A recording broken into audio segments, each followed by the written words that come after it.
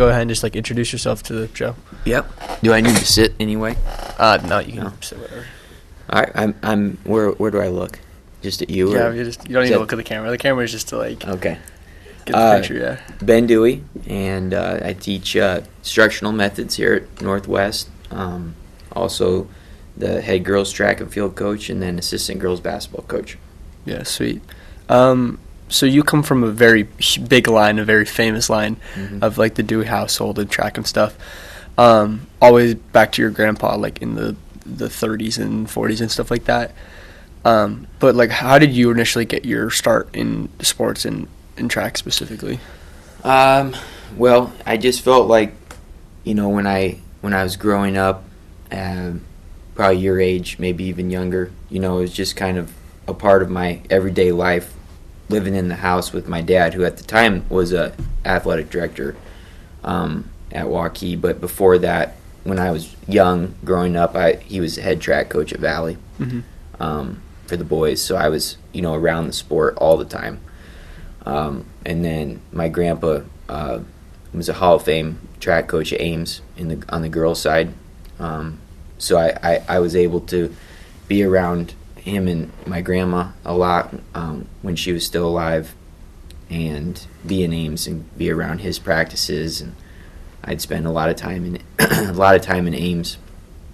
And then one more line in the generation would be my great grandfather, who I've learned a lot about. I never met him because he passed away right before I was born. But just a legendary coach. Actually, wrestling was his primary coach. He's in the California Wrestling Hall of Fame. But he also was a head track and field coach at Valley Junction, which was then now Valley, back in the 30s and 40s. So just, it's just kind of been ingrained in me from when I can remember that I kind of just felt like I'd be a coach. Yeah. Did you ever feel like pressured or anything like that, or does it kind of just like seem natural that like coaching was the next step, or just being a part of athletics? Yeah, it just felt natural. I remember I coached a youth basketball team when I was like 15 years old in high school, while I was still playing, when I was playing in high school. You were 15 and you were coaching a youth basketball team? Yeah. That's crazy. Yeah. And then when I was in college, even while I was doing sports in college, I took a head cross-country job at DCG when I was 19 as a boys head coach at DCG. Oh, my gosh. And then I kind of stopped doing sports in college, and as I stopped, I picked up another coaching job. I coached at Waukee in basketball as a freshman head coach, and then the sophomore head coach, and then I was Coach Ohl's assistant on the varsity for a year. So while I was in college, I was driving back and forth from Indianola, which is I went to Simpson. Yeah. Like when you kind of got out of high school, and in high school, some of your accolades were just you qualified for state cross country your junior and senior year. I looked this up, so it wasn't like it's super intense. But in the 4A for basketball, you led all of 4A in made baskets and steals as a senior, and like over your career, you had 11 varsity letters. Like, were you ever just tired all the time from doing sports? like obviously we have like the 3-3-3 club here at Northwest. You were basically doing that from like any point in time. Like, how did you have time to also find coach? Like, you were coaching and doing all this stuff. Like, how did you manage your high school years? Yeah, high school, is different then. I mean, 17 years out now, there weren't any of these club sports that they have now. Yeah. So it was just high school sports. So it really was manageable. Now we got kids doing full club seasons and high school seasons and on top of each other. So actually, I just went from cross country to basketball to track. I worked on all of them in the summer. So it felt very manageable. But times were different. Yeah. It'd be very rare to find that now. Oh, yeah. And Waukee was a lot smaller too when I was going through it. So now that we're real big here at Northwest, it's hard to do 3 and do all the club sports on top of it. So yeah. To answer your question, actually it was pretty manageable at the time. Looking back now, if I'm in my shoes doing it again, I think it'd be a major challenge. Yeah. What made you decide to go to Simpson? And you did track and basketball there, is that right? I did all 3 sports there at some point in time, not at the same time. Yeah. So I started out doing basketball, and I was back up 2 to 3 level point guard, second or third string, depending on the week. Had some success my first year, but I just didn't feel like I wanted to keep doing it, and this is my biggest regret. I wish I would have kept playing basketball. So I stopped, and then I did track, and then I did cross country, and then I just stopped and started coaching. But I picked Simpson. Small school. I felt that was better for me. I just think I'd get lost at a big university. Yeah. And I really enjoyed my time there. It's pretty close to home, so it allowed me to coach, back in Waukee, Dallas Center Grimes, close to family. And a lot of my friends actually from high school ended up going to Simpson, so yeah, it was kind of a good deal. So right after college, you became the head track and field coach at Ames when you were 22. And to think that at 19 years old you were already, or at some point at DCG and head coaching job there, and I've talked to Coach Coder, who is the dance coach, who had the similar situation where basically fresh out of college she's getting thrown into the head coach role. How did you manage that? Were you just super stressed about walking into this head job officially and you're not in college anymore? How did that feel compared to previous endeavors? Because to think about that on paper is the craziest thing of all time. Some guy straight out of college going into a track program. Yeah, and at the time, the Ames track and field program is the most historic track and field program in Iowa. Over time they've won over 20 state championships. That one felt different than the DCG and coaching here or coaching at Waukee for basketball, because it was a huge job. It was big to get the job, as a 22-year-old. So I'm very appreciative of Ames and the athletic director, Judge Johnston, and the principal, Spence Evans, were willing to take a risk on a 22-year-old. Yeah. Because especially at a high-profile job in track like that. But it was awesome. I mean, I felt really comfortable doing it. I've got a great support system. My grandpa lives in Ames, so he was instrumental the first few years when I was there, and then obviously my dad as a mentor, track coach as well. But then I have other people that helped me get started, that I really bounced a lot of ideas off of, and it was a good experience. Can you kind of walk me through how? It's not necessarily knocking you, but how did you get the job there over some other people as a 22-year-old, and when it's this historic program? Do they knew you just came from legacy and seeing your work when you're 19 and we're let's just put this young guy who's got a ton of energy into it to try to boost it to the point where it's even better? Yeah. At the time, it's a good question, because I didn't think I'd get it. I was hopeful I'd get it. They were really struggling in track at the time. They were going through some low periods in their boys program, historically low periods. So it's one of those deals where I think it was let's get a guy that's young.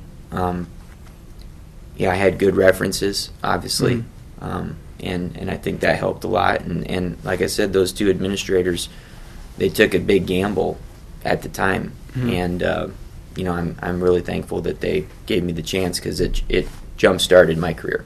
Eventually, over the time, you led the team to top 5 finishes and a runner-up in 2019. What? Obviously, that's the end, but you kind of started at the low point. What bridges the gap? What did you do initially? Obviously, you have a ton of experience from a lot of people who probably had down years or something like that with your family and stuff like that. What was the advice given to you, and how did you approach trying to turn a program around? We were not ready to compete against the powers at the time. The Waukee in boys track at that time was absolutely loaded. Coach Heitland won back-to-back state titles, they were just way better than everybody else. Yeah. Didn't you used to be under Heitland too? What? Didn't you used to race under Heitland too? Oh yeah, he was my high school coach. That's crazy. Yeah, and he's a mentor too. You know, he helped me get the job at Ames as a reference. But anyways, so they had just done getting last in the CIML, I think, in the conference meet. But one of the advice I got from the people who helped me was you gotta put yourself and set the standard right away that you're going to go against the best, and you're going to take some lumps early, which we did. And you know, we just put together a really difficult schedule of trying to put kids in tough positions. And then the thing that really turned the program around in year one immediately actually was there's so many talented kids in the halls at Ames. I mean, Ames is a diverse, unique school because of the university.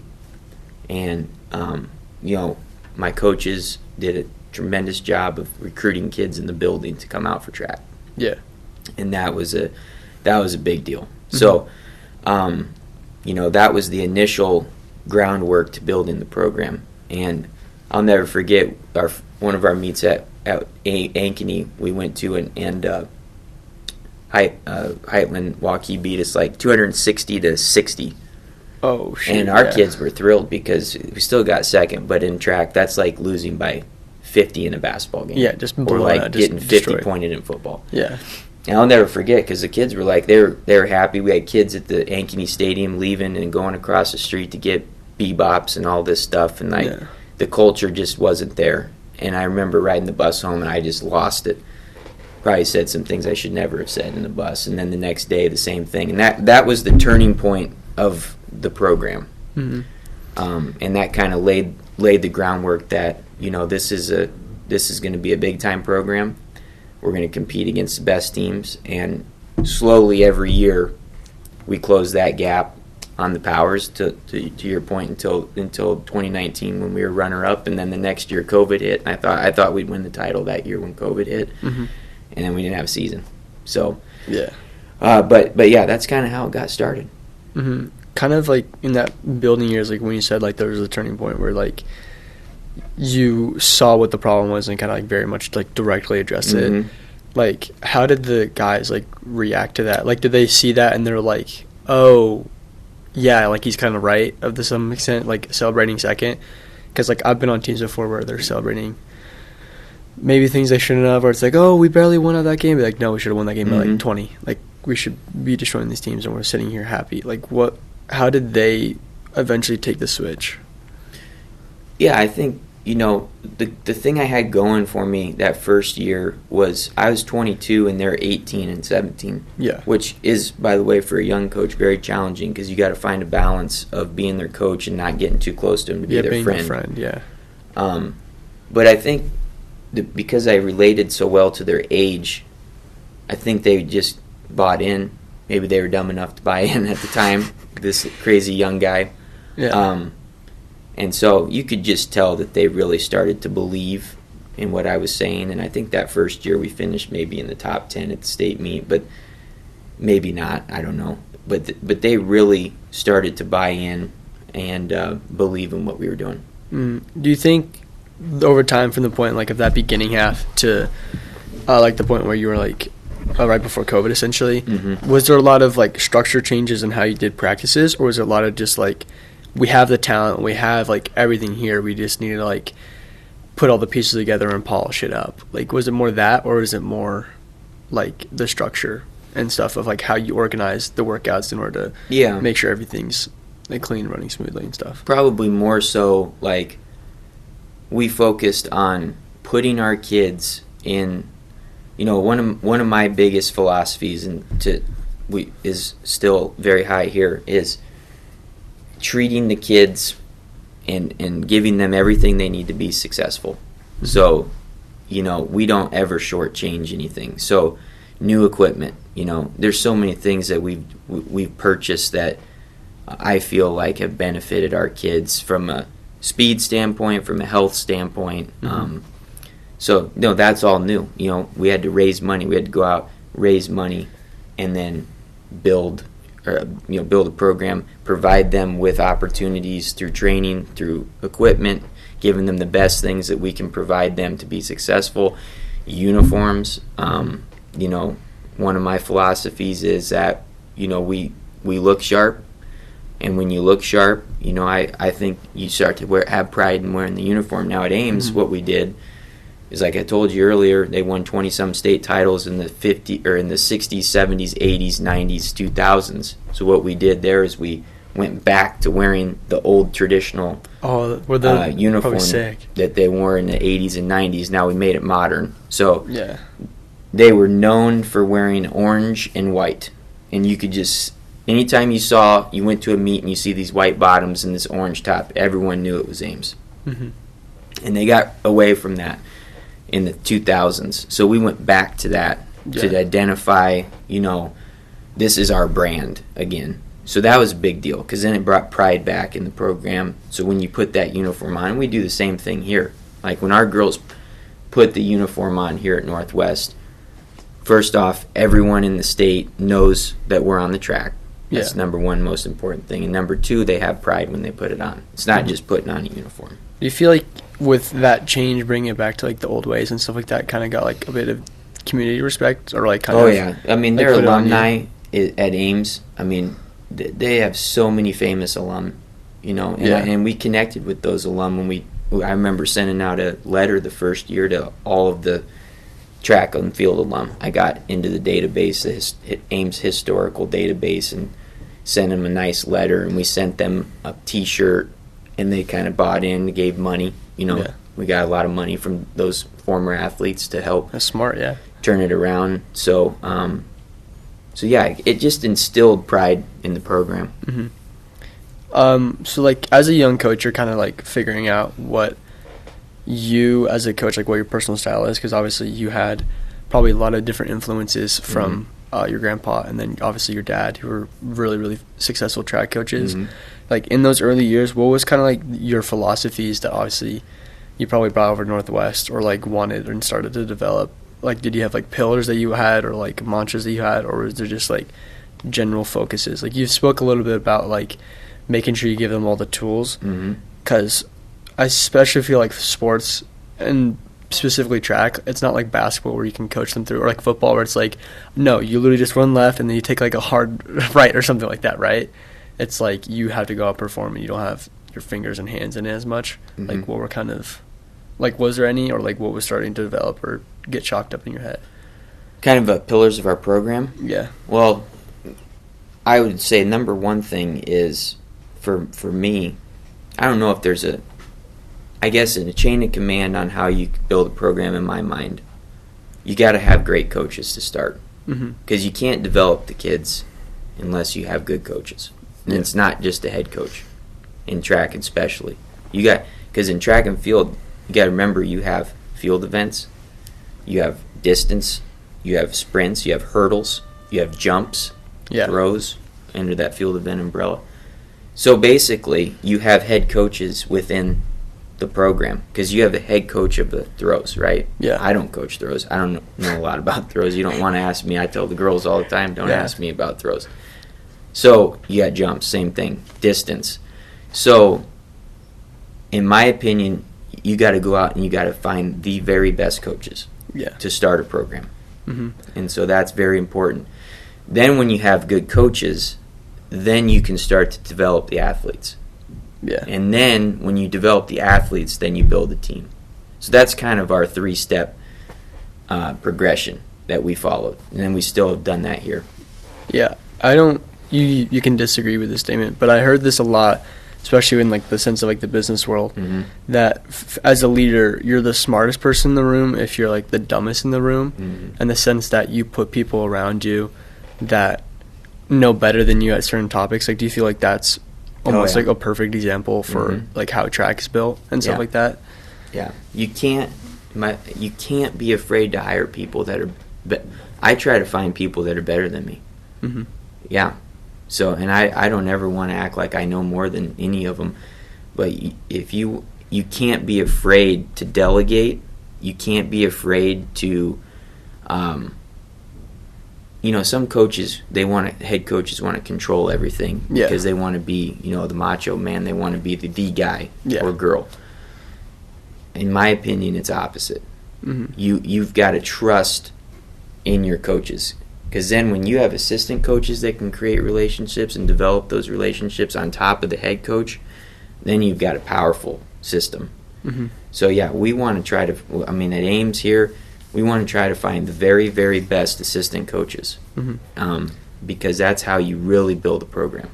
Did you feel that, like, earlier in your career you had to learn that kind of, like, to some extent drop the ego and stuff like that? Do you have any, like, stories or anything about that? Not really. I've never really, that's just always been taught to me, that I'm never going to be the face of any program. Like, I don't want to be the reason the team's great is because of the head coach. I don't ever want to. It's because of the kids and then the assistant coaches, to be honest with you. Mm-hmm. So that's just always been ingrained into my mind. I like to stay out of the limelight. Mm-hmm. I like the kids to be running the program, and then all of our coaches. As much as, like, sometimes you have to try to stay out of the limelight, ultimately, like, when something goes bad, the blame ultimately gets put on you. Mm-hmm. Like, how do you handle, like, taking those hits from the team? Because I think, like, a lot of the time when you underperform, instead of, like, a lot of athletes or just runners or whoever will, instead of looking at themselves, will kind of look at, like, the game plan and blame that. Like, how do you help keep the team on track, and then also, like you said earlier when you were talking about early in Ames, where he's like, you knew there was going to be, like, a bunch of rough patches and you had to get through them. Like, how do you get through those tough times and also just, like, not necessarily absorb the blame, but to some extent you kind of have to, like, take the hit? Yeah, you always got to take, as a head coach, you always take the blame, no matter if it's your fault or not. And I think the girls really, and boys at that point, really respect that. So, I got mad at those boys that ride home at the bus, that we were coming home from Ankeny. But the next day, and I've learned this more over years, I got pissed the next day and was yelling at him again. Now that I've been doing it for longer and have studied more, learned more, now you take the blame. You take the blame. I take the blame for when things go wrong. And I just think that's the best way to handle situations, is to not really blame the kids. That doesn't mean we're very hard on the kids, not in a mean way, but very direct with the kids. So when they do something wrong, they're always going to be told what they did wrong. Yeah. Not in a, we're not going to cuss at them, we're not going to scream at them, but they're always going to be told when they're doing something wrong, whether that's in the track or school, not going to school, missing classes, all that stuff, maybe making choices outside of school that they shouldn't be. We're very, very involved in that. Mm-hmm. But now more so than ever, I think the girls really appreciate, the athletes really appreciate when the coach, when there's a tense moment, that the coach takes the brunt of it. Yeah. Because ultimately, it might have been the kid that messed up, but the coach is the coach, and the coach should take control of it and take ownership of the mistake. And then the other thing I'd say that I would, now that moment on that bus ride jump-started our program, jump-started my career, because we took off from there. But now I'm more like 24 hours to respond to an issue. Yeah. Rather than just losing my mind right then and there. Yeah, kind of like being through it. So yeah, because there's a response to everything that happens. And now I've kind of learned, let's let the emotions wear off of the kids or the coaches. Let's let them wear off. Let's sleep on it. Mm-hmm. Come back and address it the next day, because usually the next day when you come back, you're a lot more calm and you've thought through it, and then there's no blow up. Mm-hmm. You know what I mean? Whereas in my prior years, first 3 to 5 years, I was just like I was a crazy guy. Yeah. Was there a point in time, like in your early years, where you realized that and you kind of like no, or was it just no? Like, was there an eventual switch? Like, when did that happen? When you realized that moment, was there a moment in time, or you felt like it kind of just happened? Yeah, probably later in my time at Ames, towards when I came here. But like, honestly, I'm kind of, it really, the fieriness, and I'm not lost the fire, obviously, but you're performing incredible. So that fire and the passion and me really getting into the kids those first 4 years, I honestly think it changed the culture, you know. And then they kind of just saw that, you know, this is serious, and now you know, like, he's got a lot of fire and energy. Yeah, you're not just like hating to hate. You're like, not necessarily hating, but like you're getting mad because you care, not just because you can get mad. Exactly, and that's important to communicate, because you know, if they need to know that they're not getting mad because we don't like them. We're getting mad because we deeply care about their success. Yeah, I want to kind of transition into kind of your time here, because we've kind of been switching back and forth. So at the end of 2020 was when like Northwest was announced, right? And then obviously like your dad became the AD here, and you eventually got the job as the girls instead of like the boys, because that's what Highland got. What was the transition like going from Ames to Northwest? Like, one program of huge success, like you've brought it all the way back to the top, essentially. Right before the top, and you possibly would have won if you had 2020, but that's up to only God knows. Anyways, but like, what was the transition from going from boys to girls, and then also just like a brand new program? Like, what was, like, were you looking at it like a fresh start? Like, you already proved yourself. Was this like the way like you were going to cement yourself? Like, how did you view this opportunity? Well, and one thing to add back to Ames is the last 4 years, 3 or 4 years there, I also did the head girls. Oh, you did both? Yeah. So we had some really good girls teams there. I think we had 2 in the top 3 in those 3 years at Ames in the last 3 years. You were doing both teams? Yeah, for 3 or 4 years. Oh my gosh. I lose track with this COVID. So I had some experience with the girls there the last 3 years, and we had some very good athletes there. But getting the job here was so different than Ames, because the school had never been together. There's no history. Probably don't even know who the roster is. Yeah, not really, but I knew a lot of the kids from Waukee because we were racing against them. Yeah. And a lot of them came here, and they were really good that first year. But to answer your question, it was so much different because at Ames I was building a program trying to get back to the 80s, to mimic the 80s when they were winning 7 state titles in 10 years. Yeah. And I was trying to bring history and tradition back into a program. And here I got to build a program from complete nothing, scratch. Nothingness, yeah. So I could do whatever we could do whatever we wanted. We could make it however we wanted to build this program.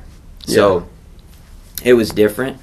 Both were rewarding, and that first year we just had phenomenal athletes. You know, we had 2 Power 5 Division 1 athletes there with Natalie and Mackenzie. And to be very honest with you, we were just better than everyone else that first year. Not in a disrespectful way. But just, look at the numbers. Yeah, we won all of our meets by, I mean, there wasn't anyone that was ever close. Yeah. So that was kind of a nice way to start. And I credit Coach Priest at Waukee, because a lot of those kids were in his program, obviously. And they had already been in a successful Waukee girls program. And then when the split happened, they ended up here. And they kind of got the blueprint of the program. Natalie and Mackenzie and some of those other girls that were instrumental in that first year were a big part of things. Like, looking at it from a complete change, obviously it's weird because instead of you going into a program and having to switch it, you were building a program and people who came from a program were coming to you. And then also you had like a brand new choice of like who your assistant coaches were going to be. Like, was there ever a moment in time where you sat down with your assistant coaches and like basically had like 4 or 5 hours, you're like, what do we want this program to look like? And for all of these super successful athletes or very, very talented athletes to like come into, like, was there ever a point in time where you had to like figure out what you wanted with you and your head coaches or assistant coaches? Yeah, for sure. Probably started with my dad, just because, you know, as an athletic director, and his one of his highest passions is track and field. So I don't know if it's his number one sport, but it's definitely up at the top. So he really helped in that building of a program. And then, Matt Priest is on our staff. Matt won 4 straight state titles before the school split at Waukee, and that doesn't include the COVID year, which they probably would have won that one too. So he had a dynasty going there. So you've got a highly successful coach who didn't want to be the head coach here. He's also a head coach at DCG in cross country now, boys cross country. The same. He took the job after I left DCG. So, anyways, you get him on staff, and we kind of bounce a lot of ideas. We always joke we have a lot of different ideas on different ends of the spectrum. Not that we don't agree or don't get along, but he sees things way differently than I do. What would those differences would you say would be? More focus on numbers versus like feeling, I guess, of difference in coaching, on just the program itself. He built his program with Jesse Hunt, who was previously at Waukee. And they built their program a little different than what I would do at Ames. And it's no different than football, where you've got one coach that does it this way and the other coach is doing it this way, and they're both winning national titles. Makes sports interesting. So I have a lot of respect for Matt and Jesse and the way they did things. It's just a little different than the way I would do things. And it doesn't mean one's better or not. So honestly, rather than the difference in maybe some philosophies or different ways of doing things maybe could hurt when starting this program, I think it's only made us better, because he's shown me things that I never would have thought of on how to do things. Do you have any examples of that at all? Or he's so good with building team camaraderie, team stuff. That I never spent much time with at Ames. It was all business at Ames. Would you attribute that to a big part of your success of how much that aspect of it? Because you were super successful at Ames too. I just never thought of some of the team building messages that were a big part of the Waukee program. Numbers you mentioned, they had 200 some kids. I would never want 200 kids in a track program. I forget. I swear I would forget everyone's name. They'd be sorry, what's your name again? But he showed me the power of numbers. And I never really believed in that. And now we have 125 kids. I feel pretty good about that. Now, you told me 10 years ago to have that many kids on a team, I would have been no way. I want 50, you know. Seeing one of the other things that Matt has helped me so much with is just seeing the day-to-day process of track and field, and not just looking at the gold medals, the records, seeing it all. And at Ames, and then at Ames especially, I was so competitive, and we had to win everything, and if we didn't win everything, it was the end of the world. And Matt he wants to win. He's won a lot, but it's in a different way. It's a different. I can't really describe it, but that's really helped me, because it's lessened my edge, and softened a little bit me, and I really appreciate that, because he's made me a better coach for sure, through his different ways of winning, and that's important. And so that was big in this building of a program. It was huge, because he knew all the kids at Waukee, right? Because they all came here. He coached them, so it helped me coach them better. Looking at this with a bit more I didn't know that I assumed that the Waukee coach would have stayed, but looking at it like now, did you feel more pressure going into this job compared to the previous one, especially with him as an assistant? Because you have the guy who is basically building a dynasty over at Waukee, then most of the talent, basically all of the talent, comes over to Northwest, except you are building something completely different. And obviously we're completely talking about it like clashing head of ideas, not necessarily that was clashing, but trying to merge the two things together. Was there more pressure to like continue this legacy of a program where it's like, hey, we're bringing all these athletes in, like if we don't perform, like, I don't know, we should have, because yes, it was technically supposed to be a 50-50 split, but like stuff like that. Like, did you feel more pressure going into this job because of like the value of everything? The first year I didn't, because like I said, we were so much better than the other teams. Didn't even matter. That there was no pressure really until the very end of the year at the state meet. I didn't think we performed very well that first year at the state meet. We won by 20-something, but we were a little tight and tense on that meet. And I wish we could have that one back, because I think they could have performed better in it. And it was, I had never been in that position where you're just but I was always at Ames as the underdog, trying to upset these big schools. Nothing to lose kind of mentality. So I wasn't prepared at the state meet that year, and we still won by, there was no stress in it. But the pressure has been a lot higher since then, and it really picked up after the second year when we came out of nowhere and won, because all those girls left after that first year. Most of them were seniors. Yeah. And we had no expectation going into the next year. I didn't even think we'd be in the top 5. Yeah. And then we just were lights out and came out of nowhere and won. Was it like the right dominoes falling, or was it just straight up just like a whole bunch of people had just wild performances? You're like, maybe you'll get like 7th or 8th, and they get like 5th they or ran 4th well. or and threw well. I mean, everything at the state meet went well in year 2.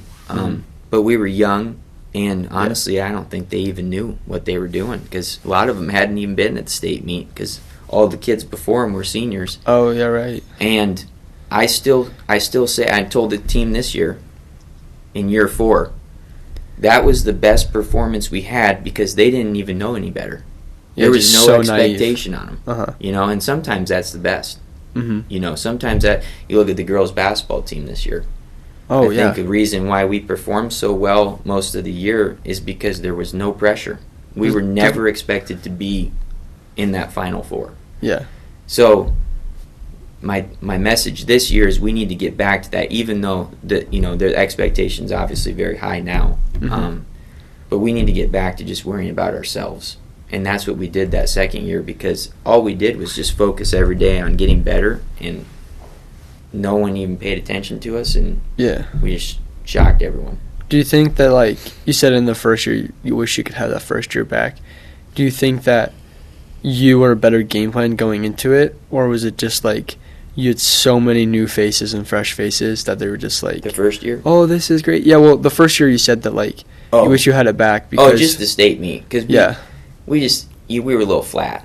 Okay. They still did well, but we were just a little flat. You won state championships. Yeah. No, the second year, they were just, green at the state meet, because a lot of them hadn't been there. Yeah. And they were just on fire. It was phenomenal. Yeah. And then, like, you obviously continued success, and I think you got second the previous, last year, right? Did you feel pressure that you had to get first, like try to get the 3P, but like was that just something like terrible weighing on your shoulders, even though like to some extent a lot of it's not necessarily out of your control to some extent? Yeah, that's the hardest thing.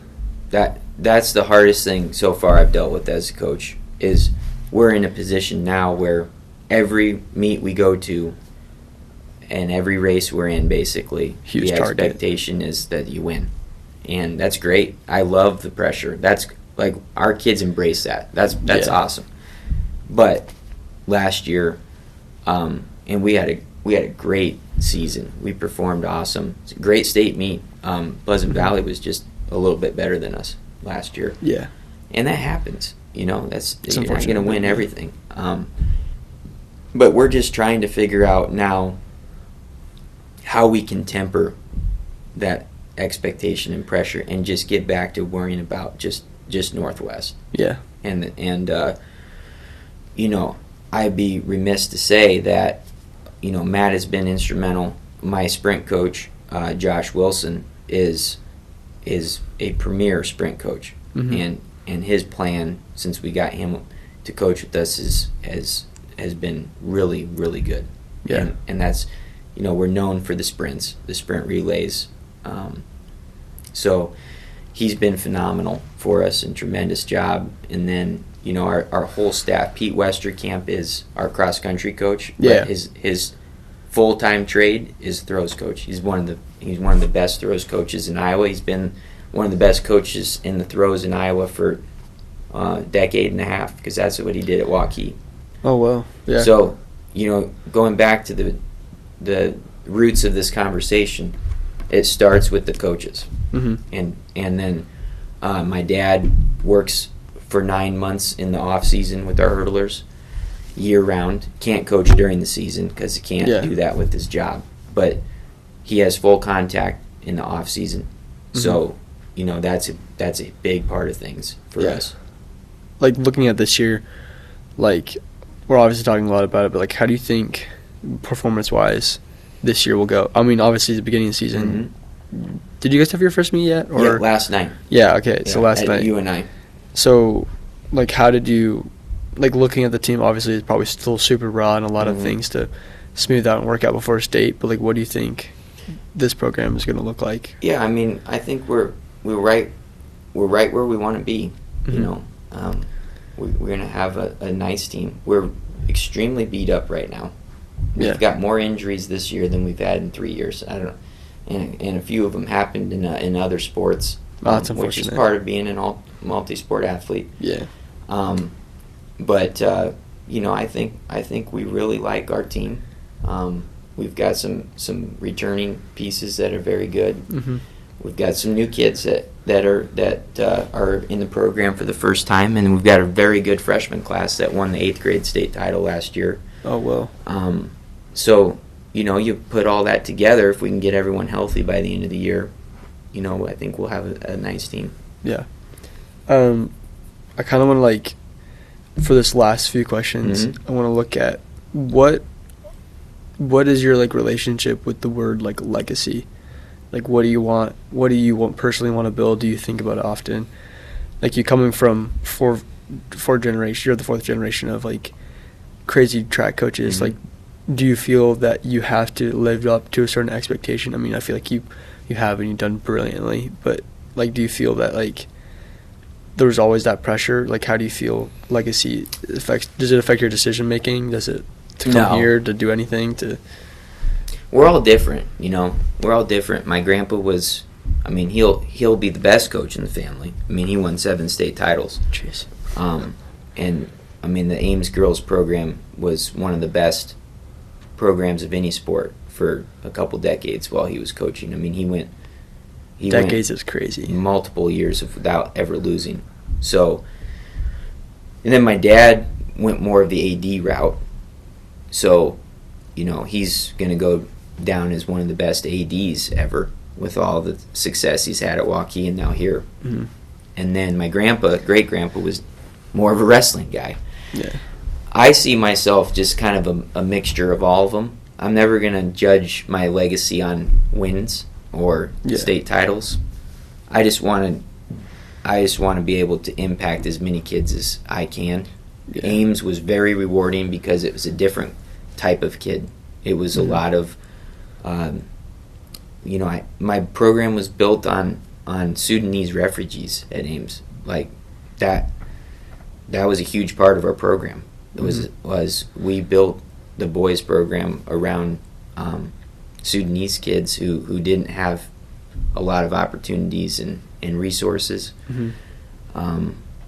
It was just a complete different type of program. So that was a lot of fun to impact kids that way. Here it's completely different. Here I want to be known for the guy that gave the multi-sport girl an opportunity. Mm-hmm. So many kids are quitting sports to focus on one sport. Yeah. And I say it at a parent meeting, I say it out anywhere I can. we don't have the successful team we have without the multi-sport kids. Without, the kids who are doing 3 sports and finding a way to squeeze track in. Yeah. They're a huge part of this. Mm-hmm. And I want to be known for the coach that can allow that to happen, to be flexible with their schedules, to mm-hmm. work with their parents to make it work, and to build a program where track and field is a part of the athletic program. I feel like track and field is the foundational support of the girls' athletic program. So that means the volleyball team, the basketball team, the softball team, the soccer team, even when soccer's going on at the same time. Yeah. I feel like track helps all of those sports. Oh, for sure. That's my philosophy. And I think if you have a good track and field team, then all of those sports are going to be good. Mm-hmm. And if you look here at Northwest, volleyball is competing for a championship every year. Ridiculous. I think basketball is on the very near path of doing that next mm-hmm. year. Soccer's in the Final Four every year competing for a state title. Softball is competing for a state title already every year. Mm-hmm. And then obviously track. So, that's kind of what I just want to be known someday as someone who had a great program that allowed kids to do other sports, and that also was a part of like 5 other sports that were just phenomenal, which is kind of what we have going on right now. Yeah. Wrestling just won. Mm-hmm. We have a few wrestlers on our team. Yeah. Girls. And I think you've done an incredible job. Well, thank you so much for coming on the show, sharing your story, and I can't wait to see like the continuation and see how the season goes. Mm-hmm. Thank you so much for coming on. Yeah, well, and you have done a masterful job doing this whole year, and I know a lot of people in the community appreciate what you've done, and the coaches love it, the kids love it. Mm-hmm. The kids get to listen to their coaches and learn more about them. I think that's important too, because a lot of the kids don't know some of the stuff that's been said on these interviews. Yeah. I just wish you could be here forever. But you got to move on. To some extent, I wish I could too. So you got to groom someone. Yeah. Like we talked about before. Mm-hmm. Maybe. I got a few people in mind who could possibly pick it up. So yeah. Well, thanks again. Yeah, of course. Yep. Thank you so much.